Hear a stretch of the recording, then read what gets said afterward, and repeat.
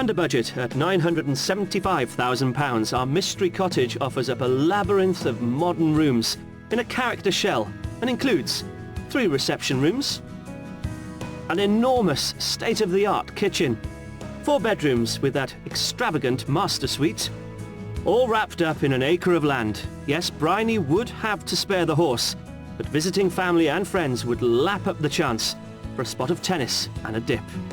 And the location's spot on, with an hour's train commute into London. I was really, really surprised when we walked up the drive. Coming into the entrance hall, you know, it was big wow, light, bright, airy, very modern. The living room's perfect, dining room's really nice. The kitchen's a nice size. Yeah, but then we go further and then we sort of find It's a little warren, more isn't it? attached, yeah. I think I would change certain areas and perhaps change certain rooms. Yeah, but then we've got a bit of budget to be able to do that with. Yeah, the boy space is fantastic. Having a bar in a house is a dream. And also being somewhere like this is something that you've never even thought of. Oh, did you have to? Having a lovely snooze. Really comfortable. Yeah. You okay? Yes. Seen everything? Yes. I think so. You've got a lot of thinking to do, I should imagine. Let's get on with it. Come on. All right.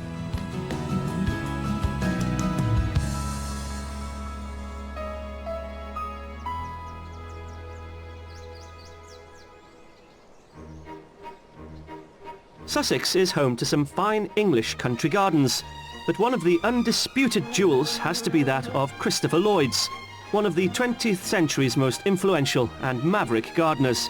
And it's here, at his home in Great Dixter, where it blooms. Despite his death in 2006, his legacy lives on, and I've come to meet head gardener Fergus Garrett at the house, where the inspiration for this unique site started. Christopher's family, the Lloyd family, didn't really buy it until 1910. And at that point, it had been on the estate agent's books for over 10 years, so it was in quite a derelict state. And so they bought the house, and they wanted to restore it, so they commissioned that famous British architect, Sir Edwin Lutyens, to come and do that. And it was Lutyens who laid out the gardens as well. And true to that period, what he did is he compartmentalised it, so he subdivided it into a series of rooms. Each of those rooms can have a different feel, a different set of plants, and there's this element of surprise. Lutyens may have laid the landscaping foundations, but Christopher's parents introduced their own distinct styles. His father created the more formal features, such as the topiary, but it was his mother's love of botany and planting that inspired Christopher's pioneering approach to horticulture. He was a big fan of a massive colour, wasn't it?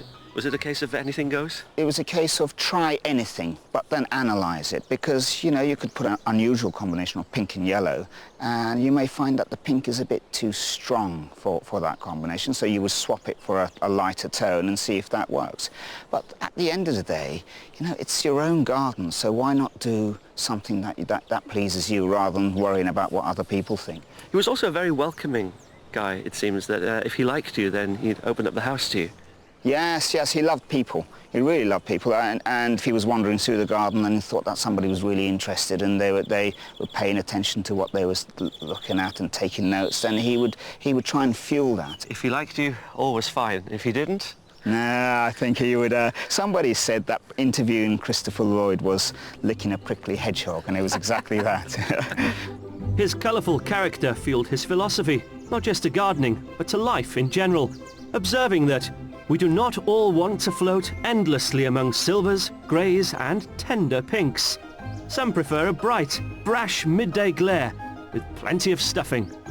At times, though, he caused outrage and even received hate mail from conventional gardening circles when he ditched the traditional rose garden in favour of something far more daring and exotic. It was full of tired old roses in here, and we decided to take most of the roses out, leaving about 11 of our favourite plants, and create a subtropical jungle, you know. Yeah. Christopher wanted to feel as though he was stepping closer to the equator as he stepped into the space, and the paths close in on themselves, and if we get a bit of rain, it's all misty and humid, and you really do feel as though you're stepping into the jungle. You tell a good story, Fergus, you really do. I'm there with you, I'm there with Yeah. you. What's his lasting legacy, do you think? You know, we've seen quite a few tourists coming in here today. What do you hope they take away with them?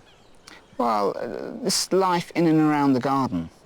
that these spaces are there to be enjoyed, for you to get a thrill from growing plants and putting them together and creating a scene and just going out and doing it with real energy and joie de vivre. I tell you, it has to be one of the most beautiful places I've ever visited. It's a really, really lovely place. Thankfully, Christopher's joyful garden is in safe hands and will thrive for future visitors to experience. I think it's fair to say that we've shown Tom and Bryony 3 very charming properties for their budget here in Sussex. And on the whole, they've been quite a compromising couple. But was that mystery property one compromise too many? Let's find out.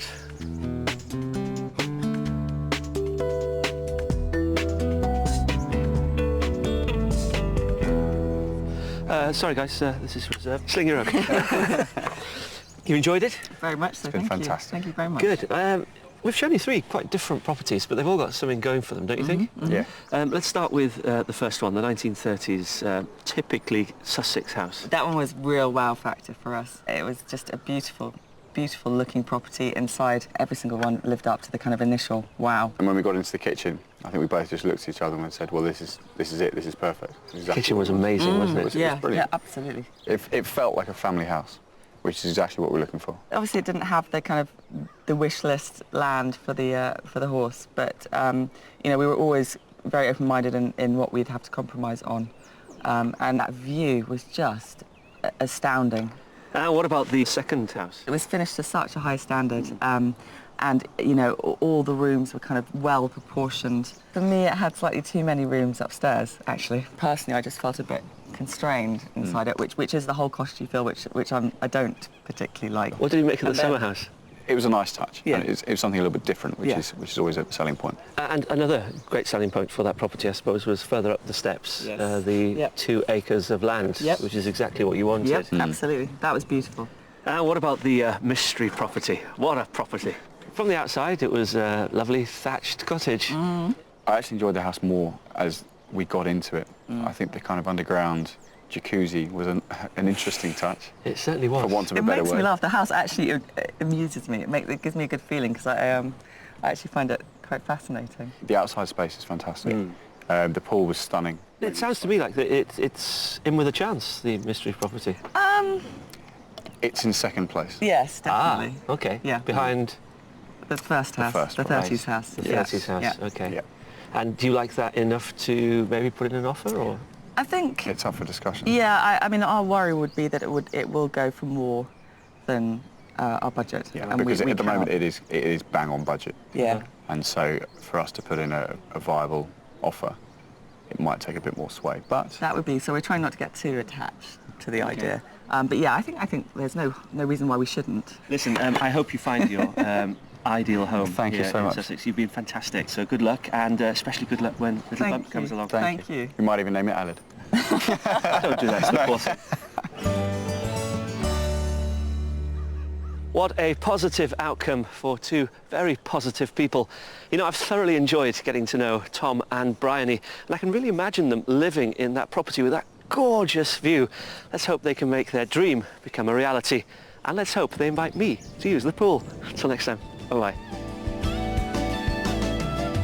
If you want to escape to the country in Scotland, Wales, Northern Ireland or England and would like our help, please apply online at bbc.co.uk/be on a show.